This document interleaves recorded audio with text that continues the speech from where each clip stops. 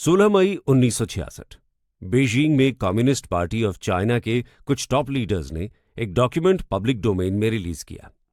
यह डॉक्यूमेंट असल में पार्टी की तरफ से जारी किया गया नोटिफिकेशन था। इस नोटिफिकेशन में माओ जेडोंग के उन थ्रेट्स का जिक्र था जिन्हें वो चीन में कम्युनिस्ट क्रांति के लिए खतरा मानते थे। नोटिफिकेशन में लिखा गया था कि देश में और कम्युनिस्ट पार्टी के अंदर भी बहुत से बुर्जुआ सोच वाले लोग घुसपैठ कर चुके हैं, जो रिपब्लिक ऑफ चाइना में रूलिंग कम्युनिस्ट पार्टी को हटाकर फिर से कैपिटलिस्टिक आइडियोलॉजी वाली डिक्टेटरशिप लाने की कोशिश कर रहे हैं।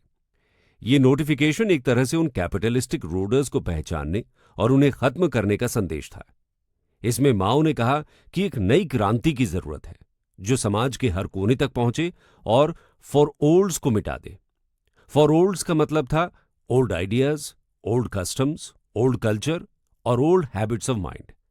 इन्हीं फॉर ओल्ड्स को खत्म करने की कोशिश को सांस्कृतिक क्रांति या कल्चरल रेवोल्यूशन कहा गया। इस क्रांति की शुरुआत स्कूल और कॉलेज के छात्रों से हुई। माओ ने रेड गार्ड्स नाम का एक मूवमेंट शुरू किया जो युवा पीढ़ी का संगठन था। इन्हीं रेड गार्ड्स ने इस क्रांति को लीड किया। ये छात्र माओ के आदेश पर बड़े जोश और जुनून के साथ समाज के हर उस हिस्से को खत्म करने लगे जो पारंपरिक या पूंजीवाद सोच का प्रतीक था। मंदिर, मस्जिद और गिरजाघर तोड़े जाने लगे। पुरानी किताबें और ऐतिहासिक स्मारक जला दिए गए। हर जगह माओ की सोच को प्रमोट करने वाले पोस्टर्स और नारे लगाए गए। समाज में डर का माहौल बन गया क्योंकि किसी भी व्यक्ति को काउंटर रेवोल्यूशनरी कहकर निशाना बनाया जा सकता था। इस दौरान यह आइडिया फैलाया गया कि धर्म एक अफीम है जो सामाजिक और आर्थिक प्रगति में बाधा बनता है। रेड गार्ड्स और पार्टी के लोगों ने धार्मिक लोगों पर दबाव डाला कि वो अपने विश्वास छोड़ दें। जो लोग नहीं माने उन्हें रिएक्शनरी कहकर सजा दी गई। कई लोगों को मार दिया गया या री एजुकेशन कैंप्स में भेज दिया गया जहां उन्हें पार्टी की विचारधारा अपनाने के लिए टॉर्चर किया गया। धार्मिक स्थलों को लूटना और तोड़ना आम बात हो गई थी। इस पूरी प्रक्रिया में कम्युनिस्ट पार्टी ने अपने शासन को और मजबूत किया और लोगों का ध्यान नई विचारधारा की तरफ मोड़ दिया। हालांकि ये सब इतना आसान नहीं था। समाज में कई लोग अपनी परंपराओं और धार्मिक आस्थाओं से जुड़े हुए थे। इस तनाव को संभालने के लिए माओ और उनकी टीम ने प्रचार और डर दोनों का इस्तेमाल किया। माओ के लिटिल रेड बुक को लगभग धार्मिक प्रतीक की तरह पेश किया गया। जो लोग इस नई व्यवस्था को नहीं मानते थे उन्हें अपमानित किया गया और उनकी सामाजिक स्थिति खत्म कर दी गई। सांस्कृतिक क्रांति का असर सिर्फ धार्मिक और पारंपरिक चीजों तक सीमित नहीं रहा। यह आंदोलन कम्युनिस्ट पार्टी के अंदर भी एक सफाई अभियान बन गया।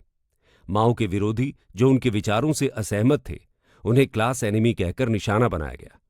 पार्टी के अंदर कई वरिष्ठ नेताओं को गिरफ्तार किया गया और उन्हें स्ट्रगल सेशंस में अपमानित किया गया। 1966 में शुरू हुई इस क्रांति का अंत तब हुआ जब माओ जेडोंग का 9 सितंबर 1976 को निधन हो गया। उनकी मृत्यु के बाद सीसीपी के दूसरे नंबर के नेता हुआ गुओफेंग ने सत्ता संभाली। 6 अक्टूबर 1976 को 4 लोगों का गिरोह कहे जाने वाले माओ के करीबी सहयोगियों को गिरफ्तार कर लिया गया। उन पर सांस्कृतिक क्रांति की ज्यादतियों के लिए दोषी ठहराया गया और माओ की प्रतिष्ठा को आधिकारिक तौर पर बेदाग रखा गया। 6 अक्टूबर 1976 तक चीन में धर्म सार्वजनिक रूप से पूरी तरह खत्म हो चुका था। जो लोग अपने बिलीफ से जुड़े रहे वो अपने रिलीजियस प्रैक्टिसेस को सीक्रेटली करते रहे, लेकिन ऐसा करने वालों की संख्या बेहद कम रह गई थी। लेकिन इस तरह के कल्चरल रिप्रेशन की वजह से चीन की दुनिया भर में बहुत बेइज्जती हुई। चूंकि 1978 से ही चीन में नए इकोनॉमिक रिफॉर्म्स शुरू हो गए थे। चीन दुनिया की फैक्ट्री बनने के लिए ग्लोबल इन्वेस्टमेंट की आस लगाए बैठा था। मगर पिछले एक दशक में चीन की छवि दुनिया में ऐसी नहीं बची थी कि कोई भी बड़ा देश वहां पर इन्वेस्ट करे। इसीलिए चीन में इकोनॉमिक रिफॉर्म्स के साथ ही साथ कुछ सोशियो पॉलिटिकल रिफॉर्म्स की भी जरूरत थी और किसी भी तरह से इस कल्चरल रेवोल्यूशन के दाग को साफ करना था।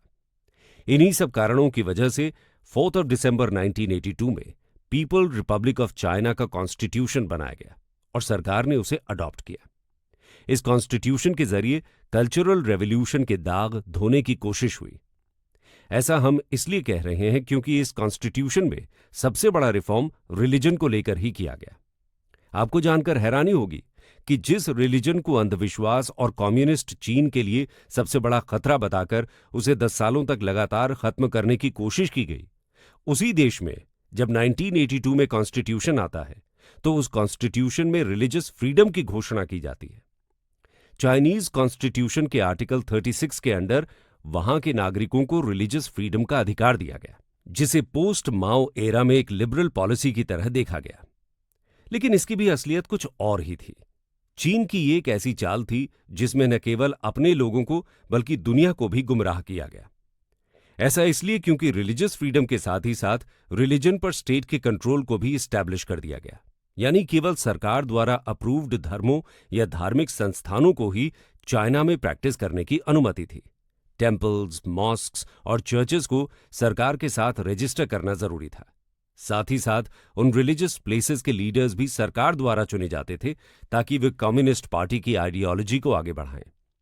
इसके साथ ही रिलीजियस फ्रीडम के सुनहरे दौर में भी हर एक रिलीजियस गैदरिंग और सर्मन्स को मॉनिटर किया जाता था, और अगर कहीं पर जरा सा भी ऐसा लगता कि इन कार्यक्रमों में सीसीपी की आइडियोलॉजी से इतर कुछ हो रहा है तो तुरंत ही उन सेमिनार्स या गैदरिंग को बंद करवा दिया जाता और लोगों को डिटेन करवा लिया जाता।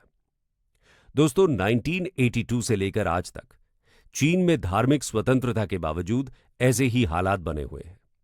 आज भी चीन में उन्हीं धर्मों से जुड़े लोग सार्वजनिक रूप से अपने रिलीजियस प्रैक्टिसेस को कर सकते हैं जो चीन सरकार द्वारा अप्रूव्ड है, जिसमें बुद्धिज्म, ताओइज्म, क्रिश्चियनिटी और इस्लाम शामिल है।